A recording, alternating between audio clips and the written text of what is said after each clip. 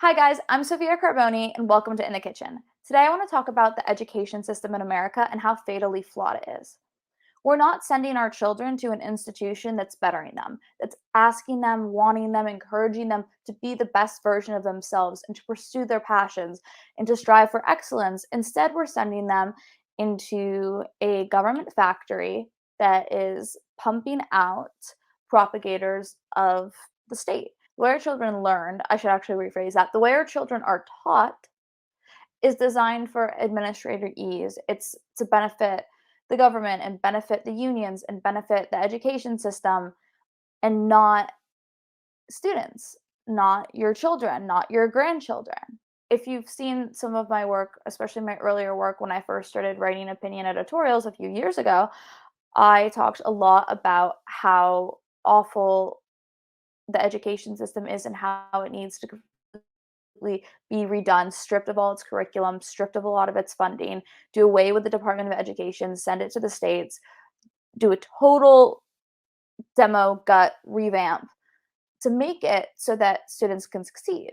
And I understand that that's not feasible or likely anytime soon, given the way the country is going right now, especially. But my appeal to parents and grandparents is don't send your kids to college. Don't make them go to college. Don't even make them go to public schools. A lot of conservatives tend to preach to Gen Z about don't go to college, don't compromise your beliefs for a grade. It's not Gen Z. That's not that shouldn't be your target audience. Most of them wouldn't go to college. They wouldn't sacrifice their morals for the grade. It's about appeasing their parents. It's about wanting to what they see as do right by them or follow their instructions, which are often to go to college, to go for this higher education, which nowadays is just a joke. If you see the content that kids are learning, the Twitter account Libs of TikTok just posted something, great account, by the way. They posted that the University of New Hampshire was requiring students to call someone out for being racist for an assignment. What are you learning? You're learning how to be the teacher's pet and point fingers and call names. You're learning how to be a tattletale. Like, wonderful. How is that going to help you in life? What are you really learning at these institutions of higher education other than to be a liberal mouthpiece? The answer is nothing or little to nothing. And a lot of parents and grandparents and adults that I talk to and teachers will say, at least you have that degree to back you up, to fall back on. At least you have a piece of paper that says I did it.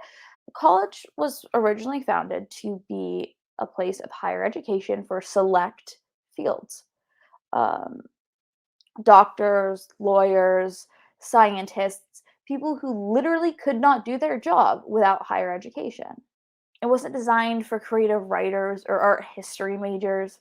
It was designed for those who had had to know the law to practice it, had to know medicine to practice it, had to prove that they were capable of those things. As I mentioned in the last episode, it used to be rare to find people with a degree. It set you apart applying for a job because not that many people had them.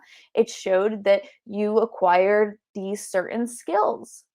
Nowadays, it's not what it is. Everyone has one. It doesn't set you apart. What sets you apart is not having a degree and having 4 more years of work experience than the rest of your competitors.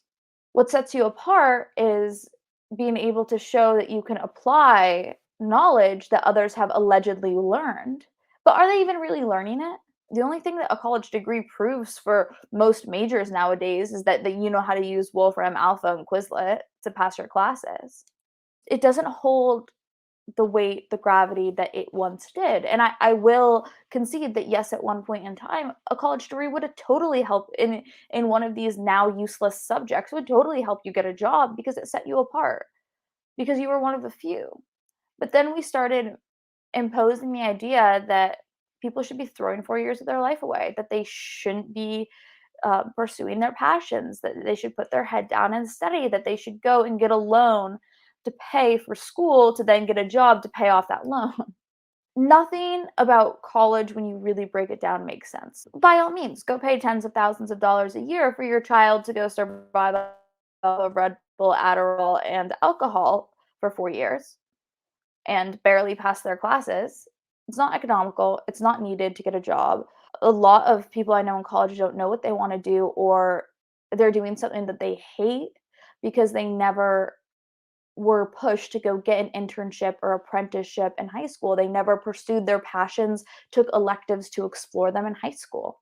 As much as the first step starts with starving the institutions and getting money out of colleges, stop sending your children to college. Let them have it if you are that concerned about their future that they need a degree to survive. My friend told me about this deal he did with his parents, and it was glorious, and I firmly believe that every parent that is dead set on their child going to college should consider this. A gap year.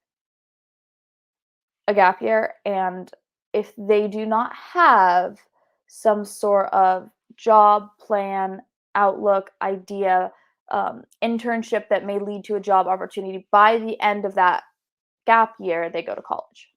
If it looks like as you're nearing the end of the gap year that you are on a good track, you can prove to your parents that you are on a good track, don't go.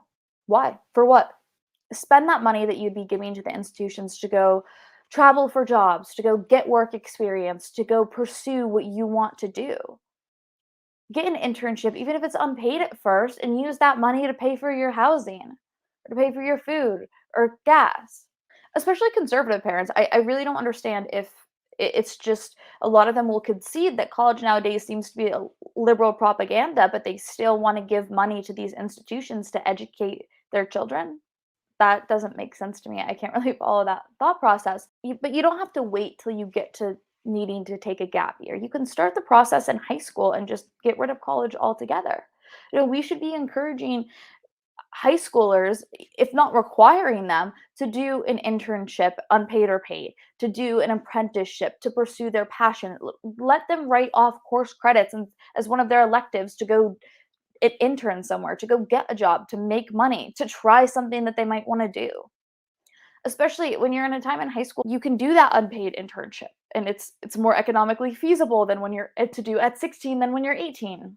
We're keeping children for longer. We're making them students. We're making them feel like they're not adults. School isn't teaching them how to do taxes. School isn't teaching them anything that they actually use in the real world. Most adults I know, outside of doctors and lawyers, don't use their degrees at all.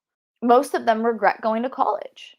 When I was in high school, when I talked to a lot of people that I looked up to in the political realm, they all told me, "Don't go to college. It is our biggest regret." A piece of paper that claims that you know A, B, C, and D, or 4 years of work experience that shows that you can properly apply A, B, C, and D. Who are you gonna hire? Same age, same everything else for the most part. Who are you gonna hire? You're gonna hire the person who's proven that they are successful in that field, that's proven that they can do the job at hand. So instead of encouraging our kids to go to college and, well, I paid for your high school, you probably should just finish it off. You can always fall back on your degree. School isn't setting children up for success, it's setting them up for failure. What school is telling them, well, you might not make it, but at least you got a piece of paper that says you know something. Starting from kindergarten, it's not tailored for your child's success. It doesn't have your child's best interests at heart. The education system is just a government factory. It's just another facet of decades of liberal institutions. And I'm not talking about like this is a recent trend and just in colleges. I'm talking about if you look in the textbooks that were written 10, 20 years ago that we are giving to elementary, middle, and high school students. A lot of high school materials that I use, that a lot of my friends used, were technically college books. And the material in them is appalling. Economics and government textbooks. Go find how they talk about they might give communism a fair shake in some of them, but the only reason they give communism a fair shake is because they make socialism not look that bad. And they make socialism sound feasible. But the goal of socialism is communism. They leave that part out. They always make sure to leave that part out. In my government class, I have all the screenshots. I'll link the article on my website. When I do the post on bucalupo.com with all the information on this episode, I'll link my old article where I talk about all these different assignments that I had, and I post screenshots of the textbooks and the slides that they used. I remember one of the assignments I had was for Republicans and Democrats. You had to say which issue they were pro and against, and it was just a simple check mark. There wasn't any elaboration, and it was things like abortion, tax rates, LGBTQ rights. It was totally just to alienate the Republican Party and to make them look like heartless bullies that didn't care about your average American. And I wrote a disclaimer prior at the top of my assignment, and I said, this is incredibly skewed. And I had a whole discussion with the teacher on it, saying this is an incredibly skewed assignment. And I could catch a lot of these things in my classes because at the time I was already working in politics. I was able to catch those things because I was attuned to it. I was looking for it. I was aware of it because I follow the news. I know that schools are just liberal indoctrination boot camps. But someone who isn't as politically inclined, someone who doesn't like politics, who doesn't stay up to date with the news cycle, who doesn't follow it, might not catch that.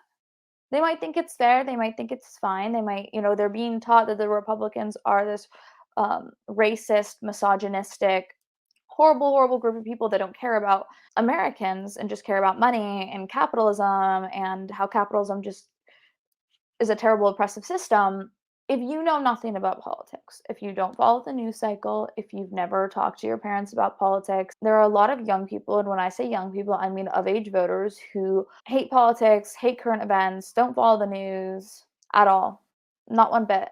They're not going to notice that. They're not going to take that with a grain of salt. They're going to take what they're reading in their textbook, what's being taught to them at face value in their government and economics courses. And we say, maybe, well, they should be recognizing it. It's their problem. It's the problem in the first place that you're sending your children to an institution knowing that that's what they're being taught, that it's all incorrect, that it's blatantly wrong, and you are sending them anyways. The amount of parents that complain about the bias to me, and adults I've heard and seen complain about the bias in college and in schools and what their teachers are doing, but they're still sending their kids to those institutions. I can't fathom it. I don't understand it. It doesn't make sense to me. Like, when is the final straw? When are you finally saying enough is enough? I don't want my child to be this crazy blue-haired feminist and communist who showers once a month. Where's the line going to be drawn? Because I have friends that were super, super conservative and pro-Trump and anti-feminist in high school, and they went to college, and within a semester they were posting black squares and blocking everyone who was conservative from high school. It's not like a rare occurrence that people, not just apolitical people, go and get turned liberal, but conservatives. A lot of teachers will fail students for their beliefs, for how they personally view the world and what they believe. You don't want to be called out in class. You don't want to fail out of college. You don't want to disappoint your parents. So they put their heads down and they write it for the grade. So you're hearing the same liberal propaganda over and over again. You're writing it over and over again. And you're surrounded by it, and without any dissent in the classroom, without anyone willing to speak up and sacrifice the grade for what they believe is right, you have absolutely no conservative opinion or voice or any kind of dissenting opinion in the room. No, don't compromise what you believe in for anything, nonetheless a letter grade on a paper. Some kids may not hear any kind of conservative viewpoint in a positive or a neutral light in their entire 4 years of college. You could say, well, it should be on those kids to go read the other side and to think about it with an open mind, but they weren't taught to do that. They were taught to use a specific guide of resources. And some assignments, you're only allowed to use certain books and certain research tools. You're not taught to go and search for the truth. You're taught to follow a prompt. You're taught to use certain materials to follow that prompt. You are taught what to think, not how to think. And before college, that's starting all the way down with elementary students. I remember having a conversation about the gender pay gap in third grade. Third grade. Talking about the mythical gender pay gap. And I remember at 8 years old, I believed it when I first heard it. Adults that I trusted were presenting this information to me. And I was 8. And I was like, okay, Eventually, I realized that that was bullshit, and I'm disappointed in my 8-year-old self for not believing in it, but it's not like I knew how to go research that and follow it up, nor did I have the will. I was 8. When you're instilling upon 3rd graders that there's a gender pay gap, like, that's setting, even if you just mention it and don't talk about it again, but then it's brought up later. It's brought up again in my American history class in high school, even if it's overlookable by that teacher or by a parent because it's like that's just one line that's bullshit. Okay, but now you pile that on top of years of subtle indoctrination. No wonder you have all these blue-haired feminists leaving college and leaving high school. No wonder. I mean, it's not surprising in the least that so many kids are like this. Now, Gen Z is an extremely conservative generation, but we're not giving them the chance to show it because we are kicking kids out of class who have MAGA hats on, because we're suspending students for that, because we're not allowing them to present their beliefs. We're not allowing them to pursue independent lines of inquiry. Instead, professors are calling students racist for their policy views. There's no one there to stand up for them. It's, well, you shouldn't have said that. Well, you shouldn't have done that. Well, you knew it was controversial. Why did you do it? Supporting the president or America's borders or a piece of legislation shouldn't be something that you are criticized for. It shouldn't be considered controversial. You bringing those beliefs up, especially when someone else started the conversation, you shouldn't get in trouble for that, but you do. On top of the kind of political sheltering, we're just not allowing students to pursue what they want. We put them in this common core, we file them in, we treat them like they're the same. We don't treat students like they're unique. We treat them like they all have the same beliefs, that they all have the same skill set, that they're just filtered into these required classes. They don't have the chance to pursue trades, or they don't have the time to go get that internship because they're too bogged down with their school and their homework.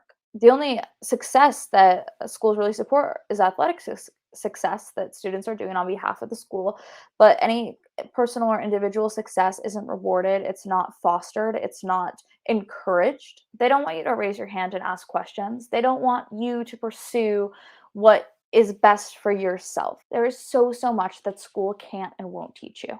Your academic career has a definite and rather soon, in a lot of cases, expiration, whereas your passions, your career in life doesn't. So don't let school hold you back from doing what you want to do. I would encourage any parents and grandparents and guardians to have the conversation and think about a degree.